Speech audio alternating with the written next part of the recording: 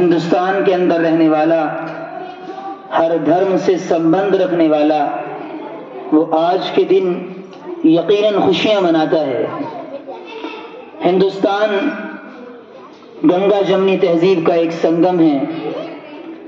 جس کے اندر مختلف مذہب کو ماننے والے، مختلف عقائد سے تعلق رکھنے والے لوگ رہتے ہیں اور اپنے اپنے دھرم کے مطابق وہ اپنے اپنے تیوہار مناتے ہیں۔ جس طرح مسلمان عید اور بقرعید مناتے ہیں، اسی طرح ہندو دھرم سے سمبند رکھنے والے وہ ہولی اور دیوالی کا تیوہار مناتے ہیں۔ اسی طرح کرسچن بھی کرسمس ڈے مناتے ہیں۔ لیکن آج یہ ایسا دن ہے کہ جس دن مسلمان ہو یا ہندو، سکھ ہو یا عیسائی، ہر دھرم سے سمبند رکھنے والا آج کے دن ضرور خوشیاں مناتا ہے۔ اور کیوں نہ خوشیاں منائے کہ آج کا دن یقیناً اسی حیثیت کا حامل ہے، اس لیے کہ آج کے دن یعنی 15 اگست سن 1947 کو ہمارا ملک ایک لمبے زمانے تک 400 سے 500 سال کی وہ تاریخ اور وہ ہندوستان کی تاریخ کا انتہائی خطرناک دور گزرا ہے کہ جس سے ہمارے دیش کے ناگرکوں کو بڑی بڑی قربانیوں کا سامنا کرنا پڑا ہے، اور صرف سینکڑوں یا ہزاروں ہی میں وہ تعداد نہیں بلکہ لاکھوں میں وہ تعداد ہے کہ جنہوں نے اس دیش کو آزاد کرانے کے لیے ہر طرح کی قربانی پیش کی اور آخر میں اپنی جانوں کا نذرانہ پیش کیا۔ سوال یہ ہے کہ ہندوستان کو کس نے غلام بنایا تھا؟ آخر ایک زمانہ تھا کہ جب ہندوستان کو سونے کی چڑیا کہا جاتا تھا، پھر کہاں چلا گیا وہ دور اور کہاں چلا گیا وہ نام؟ جب سونے کی چڑیا کہا جاتا تھا، پھر یہ نام سونے کی چڑیا ایک لمبے زمانے کے لیے کہیں گمنام ہو گیا تھا۔ اصل میں ہندوستان میں سب سے پہلے جن ودیشی طاقتوں نے اپنے پیروں کو جمایا تھا وہ پرتگال کے رہنے والے لوگ تھے، اور پرتگال کے لوگ ہندوستان میں ویاپار کرنے کے لیے آئے تھے، اور یقیناً ان کی منشا اور ان کا مقصد ہندوستان میں صرف تجارت کرنا تھا، اپنے کاروبار کو بڑھانا تھا۔ یہاں سے سامان لے جایا کرتے تھے اور اپنے ملک میں بیچ دیا کرتے تھے، اور اپنے ملک سے سامان لایا کرتے تھے اور ہندوستان میں بیچ دیا کرتے تھے۔ یہی سلسلہ چلتا رہا، لیکن اس کے بعد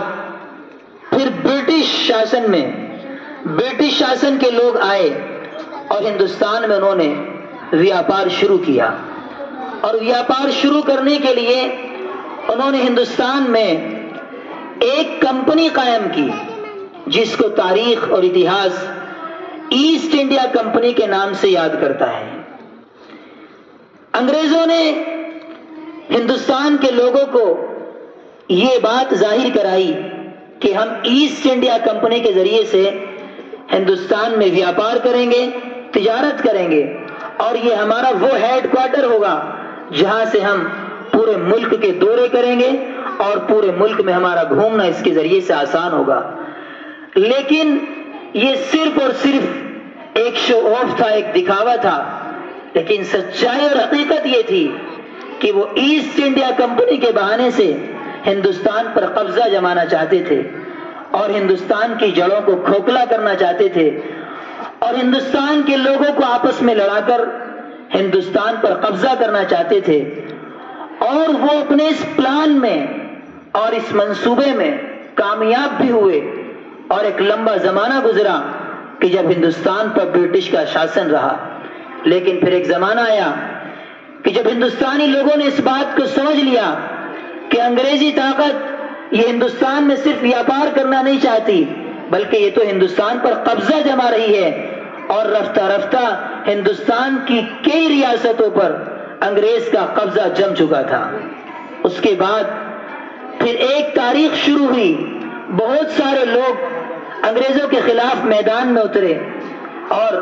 ہمارے اکابر علماء نے انگریزوں کے خلاف فتویٰ دیا اور پھر ایک جہاد اور ایک لڑائی اور ایک بڑا سنگھرش انگریزوں کے مقابلے پر ہندوستانیوں نے کیا، اور ہر دھرم سے سمبند رکھنے والے لوگ اس آزادی کی لڑائی میں شریک ہوئے۔ مسلم دھرم سے سمبند رکھنے والے ہوں یا ہندو دھرم سے سمبند رکھنے والے ہوں یا سکھ ہوں یا عیسائی ہوں، آپ اگر تاریخ کو غور سے پڑھیں گے تو پتہ چلے گا کہ ہر دھرم سے سمبند رکھنے والے لوگ آزادی کی اس لڑائی میں شریک ہوئے۔ اور جب آزاد ہوا ملک 15 اگست 1947 کو، تو سبھی دھرموں کے لوگوں کو سمان دینے کے لیے اور سبھی دھرموں کے لوگوں کو سمانتا کا ادھیکار دینے کے لیے وہ سمویدھان اور وہ قانون لاگو کیا گیا، جس میں ہندوستان کو ایک دھرم نرپیکش راشٹر یعنی ہندوستان میں کسی ایک دھرم کو فالو نہیں کیا جائے گا، بلکہ ہر دھرم سے سمبند رکھنے والا ہر ناگرک ہندوستان کے اندر برابری کا اور سمانتا کا ادھیکار رکھے گا۔ 15 اگست 1947 کو دیش آزاد ہوا، جس کو ہم سوتنترتا دیوس کے روپ میں 77 سال سے مناتے چلے آ رہے ہیں، اور آج ہم یہ 77واں سوتنترتا دیوس منا رہے ہیں۔ اس کے بعد پھر ضرورت تھی ایسے قانون کی جس سے دیش کو چلایا جا سکتا ہو۔ وہ تو انگریزوں کا شاسن چل رہا تھا اور انگریزوں کی حکومت چل رہی تھی، اب ضرورت تھی کہ ہندوستانی اپنے پیروں پر کھڑے ہوں اور ہندوستان کے اندر اپنا قانون شروع ہو جائے۔ تو پھر ایک سبھا سمویدھان سبھا کے نام سے گٹھت کی گئی، جس کے اندر بھی ہر دھرم سے سمبند رکھنے والے لوگ تھے۔ وہ کسی بھی سماج سے سمبند رکھتے ہوں، 300 سے کچھ کم تعداد 290 یا 292 لوگوں کی اس سمویدھان سبھا کے اندر رہی، اور انہوں نے ایک ایسا سمویدھان تیار کیا جس کے اندر ہر ناگرک کو برابری کا ادھیکار ملا، اور 26 نومبر 1949 کو وہ دیش کا سمویدھان پارت ہو گیا، اور 26 جنوری سن 1950 کو وہ دیش کا سمویدھان لاگو ہو گیا۔ اور جب سے لے کر کے آج تک ہم 26 جنوری 1950 کو گنتنتر دیوس کے روپ میں مناتے ہیں، اور 15 اگست 1947 کو ہم سوتنترتا دیوس کے روپ میں مناتے ہیں۔ اس کے بعد میں پروگرام کا سلسلہ آگے بڑھاؤں، سب سے پہلے میں اپنی جانب سے اور اپنے اسٹاف کی جانب سے، فیکلٹی کی جانب سے آپ سبھی گیسٹ کو اور آپ سبھی اسٹوڈینٹس کو